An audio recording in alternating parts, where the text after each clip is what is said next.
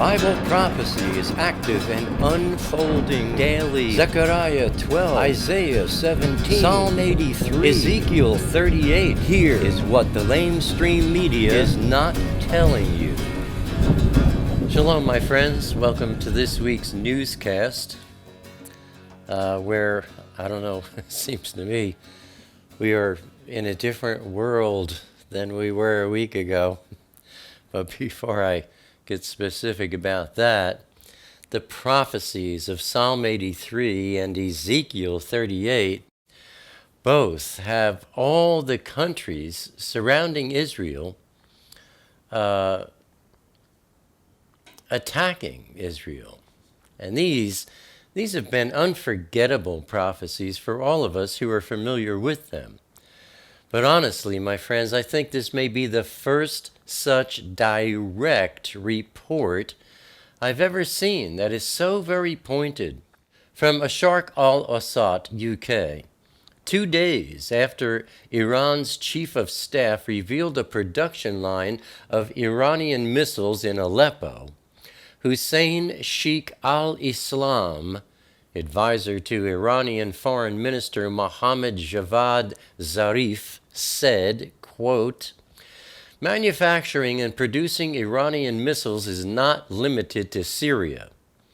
It includes areas surrounding Israel," close quote.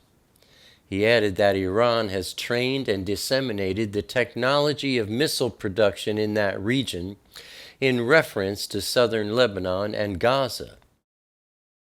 Recently, an agency belonging to the Revolutionary Guard confirmed that Houthis in Yemen used Iranian-made missiles. In June, the Secretary General of Hezbollah confirmed that his troops obtained weapons, including missiles and money, directly from Iran. Now I know what 1 Corinthians 15:52 really means when it says, "In a moment, in the twinkling of an eye, at the last trump." Hey, that's just a joke, but who would have ever guessed that Trump was going to take this race? No one. I can only attribute the prayers of the Kodeshim, my friends, to Trump's winning. There is no other way to explain it. All the LameStream Media was and still is in shock, as was and still are Obama and Clinton. No one saw this coming. Good grief, the man went up against all odds and won. He went up against the Democratic Party, against the Republican Party, against all the worldly powers. He made deals with no one, and he even scared those who usually rig the voting machines enough that they didn't do their dirty deeds. Donald Trump's victory is nothing short of a miracle, plain and simple. Trump was Elohim's choice, and that is all that matters. By the way, Vice President-elect Mike Pence is an evangelical Christian who has a long record of political support for Israel. Now, I keep seeing at least 2 reasons for Elohim putting Trump in office. Number 1, to slap the politicians in Washington, D.C. down. And number 2, because he has, for some reason, decided to barak America, to bless America. Honestly, my friends, I didn't see it coming. I thought and I told you, the thing that makes sense, I would like to see Trump win, I said, but what makes sense to me is hilarious Clinton, because everything in the world is going south. We are heading directly towards the tribulation. And I thought it just would make sense for the most satanic candidate to win. Now, Hillary, I mean, at 2:45 in the morning, Eastern time, I was on YouTube, and they had two channels. One was Hillary's campaign headquarters. The other one was Donald Trump's campaign headquarters.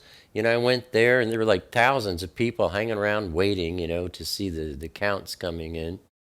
Went over to Hillary's channel. It's just black. It says, this, this one ain't available. I'm like, what's up with her, Went back to Trump's for a while. Went back to check on Hillary again. This feed is unavailable. She was just in hiding. Honestly, I think she was curled up in the fetal position. I honestly think this woman is emotionally disturbed, demonically possessed by the thousands. If you, and someone said this, and I think it's true, if you watch any of the debates, turn the sound off and just watch her face, you will see expressions of hatred like you've never seen. Now, I'm just saying, there is no authority except from Elohim, granted by his permission and sanction. All those that exist have been put in place by Elohim. I'm quoting Romans chapter 13, verse 1. Everyone in political power on planet Earth, good or bad, is put there by Elohim for his purpose. Now, he put Trump in. I'm so surprised. I thought America was up for punishment. But I see this as a berakah, as a blessing. I don't care how you feel about Trump, if you like him or not, and if you don't, even more so, I say this. You mark my words. A year from now, you are going to be in love with this man. I think he is going to be one of the best presidents America has ever seen. He's not a politician. The American people have a president who is not a politician. When has this ever been true? We've wanted to see this for many, many, many, many decades. Donald Trump is the 45th president of the United States of America and may very well be not only the first, but perhaps the only man to take the presidency who owes no one anything. There's not going to be any lobbying going on in Washington because he hasn't, made any promises to anybody to get their money. Hillary, she had, how many people did she have in her pocket? How many people had her in their pockets? She was, she talks about, she's for the gay community, and she takes money, big money, to support her campaign from Arab nations who, they just murder gays. Is there some kind of hypocrisy there? Hasn't anybody... Anyway, I can't believe how many people were positive for her, but obviously not as many as most people thought. America voted her out. Again, mark my words, my friends. I say that a year from now, everyone, and especially those who aren't sure about Trump right now, everyone is going to be pleasantly surprised at what a good president Donald Trump will be. And we should all, around the globe, be extremely grateful that Elohim gave us Trump instead of hilarious Clinton.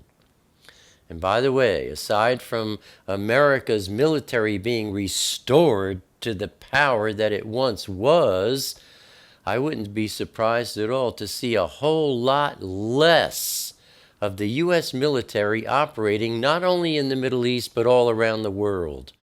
I don't think Donald Trump believes in America bullying others or sticking its nose into the affairs of other peoples. One last thing. If you've been upset at all these images of protesters that have been plaguing American cities since Trump's victory, please know this. These are not protesters. What you're seeing are professional agitators. The right to hold public protest is one very special aspect about being an American, and protesting is something to be encouraged in this country. But protesting does not ever include destruction of private and public property, nor does it ever include violence of any kind on other human beings. These people that we've seen rioting on the streets of America are probably non-voters who have no real opinions about anything, very likely jobless, and definitely some of the most uneducated and immensely belligerent human beings that have ever been caught on camera. I'll say no more, but do not be fooled, my friends. These are not true protesters. These are professional agitators paid. George Soros and all the organizations he funds are behind these, just like they were, and often funded by Hillary. The same people we're seeing doing the same stuff at all of Donald Trump's campaign activities. Turning to wars and rumors of wars, on Wednesday, November 9th, Iran, once again, exceeds the nuclear deal limit. From Reuters, Tehran has surpassed the 130 metric ton threshold for heavy water for the second time, exceeding the limit set under the nuclear deal. Less than 2 weeks ago, on November 2nd, the Director General of the International Atomic Energy Agency expressed concerns related to Iran's stock of heavy water to the Vice President of Iran and to the President of the Atomic Energy Organization of Iran. And here, my friends, is another situation. That is to say that the future of the nuclear agreement with Iran is in the air now that Donald Trump will be America's commander-in-chief, and President-elect Trump may very well take steps that will cause Iran to abandon its present stance on that ridiculous nuke deal. From Press TV, dozens of Daesh terrorists were killed during separate operations in and around Mosul as Iraqi government troops and their allies tightened the noose around the extremists controlling the northern city. Iraqi fighter jets, backed by those of the U.S.-led military coalition, hit Daesh positions south of Mosul, leaving 40 of the terrorists dead. Pro-government fighters from popular mobilization units also launched an offensive against Daesh hideouts in Mawali village, situated about 20 kilometers west of Mosul, killing 22 terrorists. Meanwhile, there are reports that heavy clashes are going on between Iraqi security forces and Daesh Takfiris in Mosul's eastern district of al-Zahra. On Thursday, November 10th, from ARA News, clashes broke out between the People's Protection Units, YPG, and ISIS in Syria's northeastern Hasaka province. The clashes erupted south of Hasaka after an attempt by ISIS to storm YPG headquarters in the area. At least 21 ISIS militants were killed in the clashes, while 4 YPG fighters were reportedly wounded. Turning to our Intifada update, on Wednesday, November 9th, from the Times of Israel, a Palestinian man armed with a screwdriver tried to stab an Israeli soldier near the Hawara checkpoint south of Nablus in the West Bank. Troops on the scene shot the attacker. Then on Thursday, November 10th, Israel uncovered a Palestinian pipe bomb factory.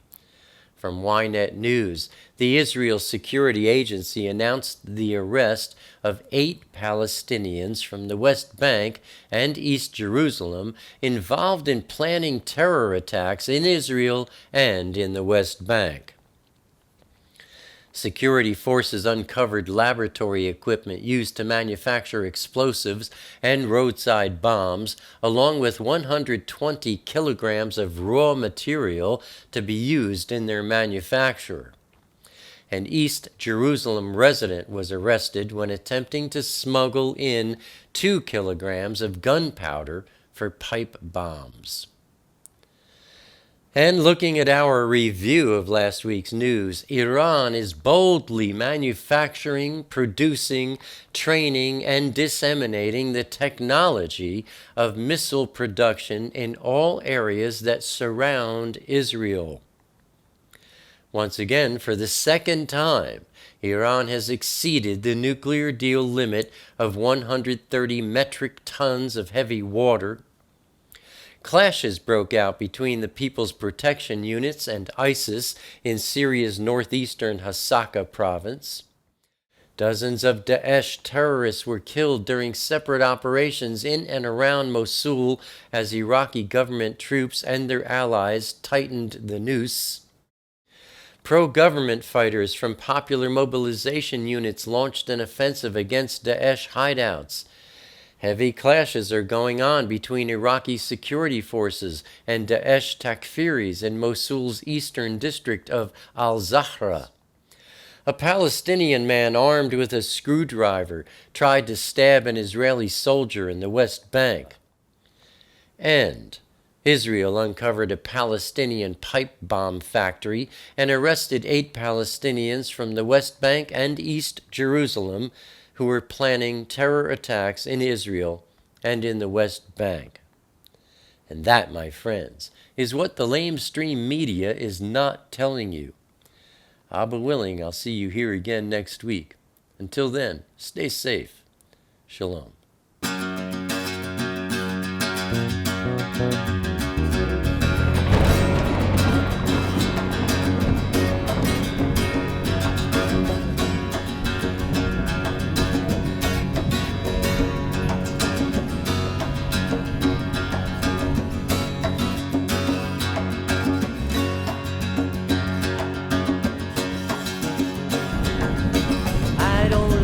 Crowded rooms, I need more space than I consume.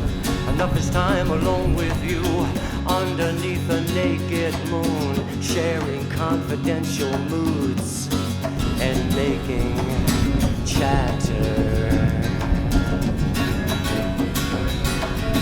Mockingbird nocturnal sings notations of eternal things, entering the quantum breeze, flying not for want of wings. He lights his gaze on you and me, simply because we matter.